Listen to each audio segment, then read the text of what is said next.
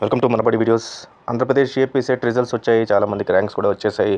కొంతమందికి అయితే ర్యాంక్స్ రాలేదు. వాళ్ళందరినీ కూడా డిక్లరేషన్ మళ్ళీ ఇవ్వమని, ఇంటర్మీడియట్ మార్క్స్ యాడ్ చేయమని ఎంసెట్ బోర్డ్ దానికి సంబంధించిన లింక్ అయితే ఓపెన్ చేసి పెట్టింది.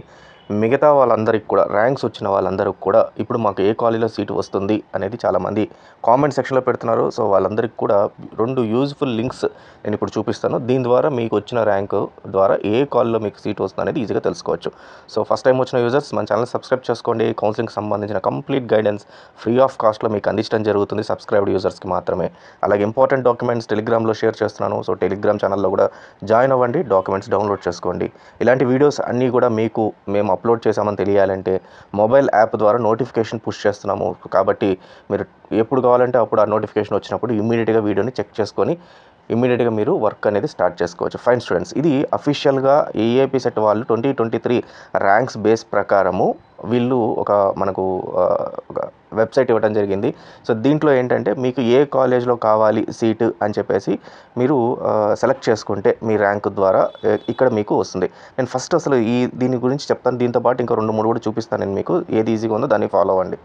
So JNTU college of engineering Anantapur అనేది సెలెక్ట్ చేసుకున్నాను. దీంట్లో కంప్యూటర్ సైన్స్ ఇంజనీరింగ్ క్లిక్ చేసి సబ్మిట్ అని క్లిక్ చేస్తే కంప్యూటర్ సైన్స్ ఇంజనీరింగ్లో మనకు ఏ క్యాస్ట్ వాళ్ళకి ఏ ర్యాంక్లో వచ్చింది, దెన్ ఏ ఫేస్లో వచ్చింది అని చెప్పి చెప్పడం జరిగింది. సో ఇక్కడ మీరు కొంచెం కన్ఫ్యూజ్ అవ్వచ్చు. ఫర్ ఎగ్జాంపుల్ ఇక్కడ చూస్తే మీరు ఫస్ట్ ఫేజ్ సెకండ్ ఫేజ్ ఉంది. So first phase second phase అంటే మనకు సెకండ్ ఫేజ్ ర్యాంక్స్ని కన్సిడరేషన్లో తీసుకోండి. ఎందుకంటే ఆ ర్యాంక్ క్లోజ్ అయిందని చెప్పి నా సలహా మీకు. ఫస్ట్ ఫేజ్లో అయితే మీకు లిమిటెడ్ ర్యాంక్సే ఉంటాయి. సెకండ్ ఫేజ్ కొంచెం ఎక్స్ట్రా ర్యాంక్స్ కూడా పెరుగుంటాయి అనమాట.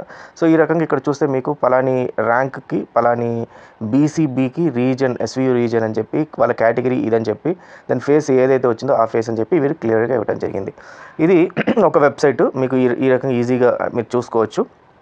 లేదు ఇలా కాకుండా మీ ర్యాంక్ ఇచ్చి ఆటోమేటిక్గా అదే మొత్తం డేటా కావాలి అంటే మనబడికి వెళ్ళండి. సో మనబడికి వెళ్ళిన తర్వాత మీకు మనబడిలో నేను చూపిస్తాను ఒకసారి. manabadi.co.in అనే వెబ్సైట్ ఉంటుంది. వెబ్సైట్కి వెళ్ళండి.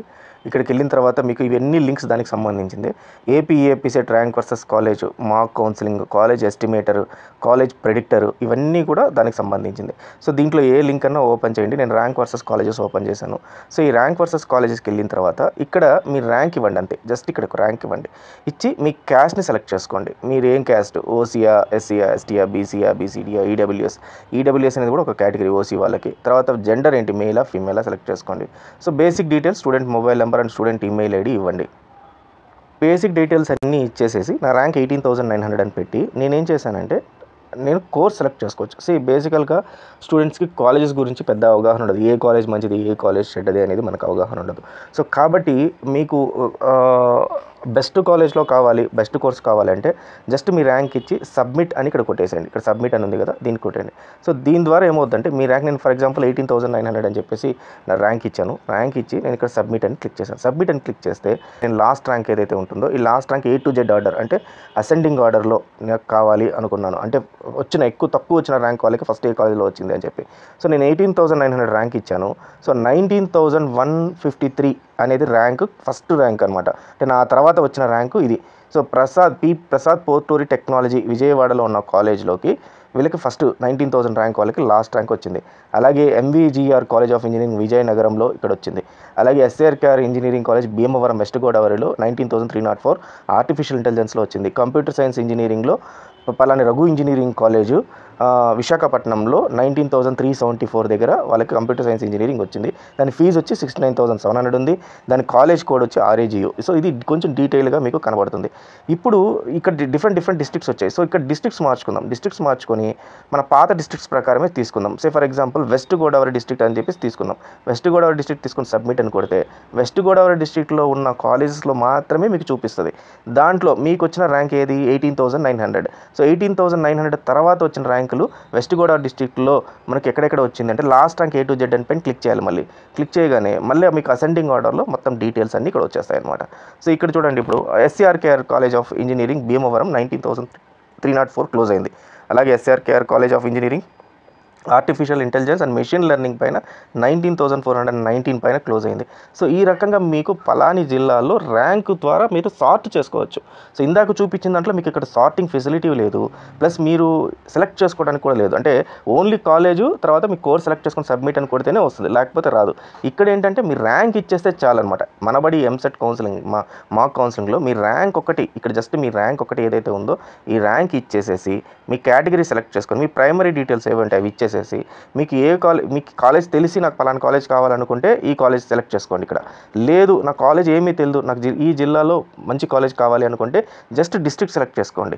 లేదు నాకు ఓన్లీ కోర్సులో నాకు ఆర్టిఫిషియల్ ఇంటెలిజెన్స్ అనే కోర్స్ కావాలి, లేకపోతే డేటా సైన్స్ మెషిన్ లెర్నింగ్ అనే కోర్స్ కావాలి, లేదా కంప్యూటర్ సైన్స్ ఇంజనీరింగ్ కావాలి అని మీకు ఏదన్నా పర్టికులర్గా కోర్స్ తెలుసుంటే ఆ కోర్స్ని సెలెక్ట్ చేసుకోండి, డిస్ట్రిక్ట్ సెలెక్ట్ చేసుకొని ఆ డిస్ట్రిక్ట్లో ఉన్న కాలేజెస్లో మీ ర్యాంక్ ద్వారా ఏ కాలేజ్లో సీట్ వస్తుంది అనేది ఈజీగా తెలుస్తుంది అనమాట. This is the best tool. మీకు ఇంత ఈజ్ అనేది వేరే టూల్స్లో మీకు ఇంత ఈజీగా దొరకదు మీకు. కాబట్టి ఒకసారి అయితే ట్రై చేయండి ఖచ్చితంగా.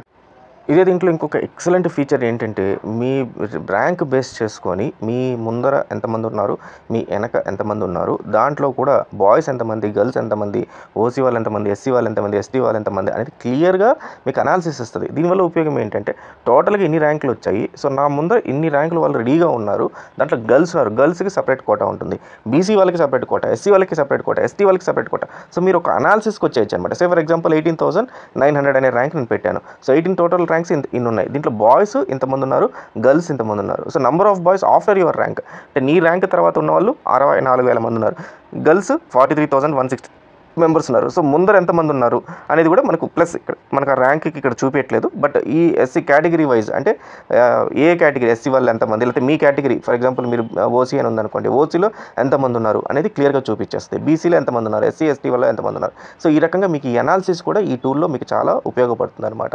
సో ఓవరాల్గా మీకు ఏ కాలేజ్ సీట్ వస్తుంది, ప్లస్ మీ ముందర మీ వెనక మీ క్యాస్ట్లో ఇతర క్యాస్ట్లో ఎంతమంది స్టూడెంట్స్ ఉన్నారు, దీని ద్వారా మీకు సీట్ పక్కానా కాదా అనేది మీకు ఈజీగా తెలుసుకోవచ్చు. So all the best students, thank you very much.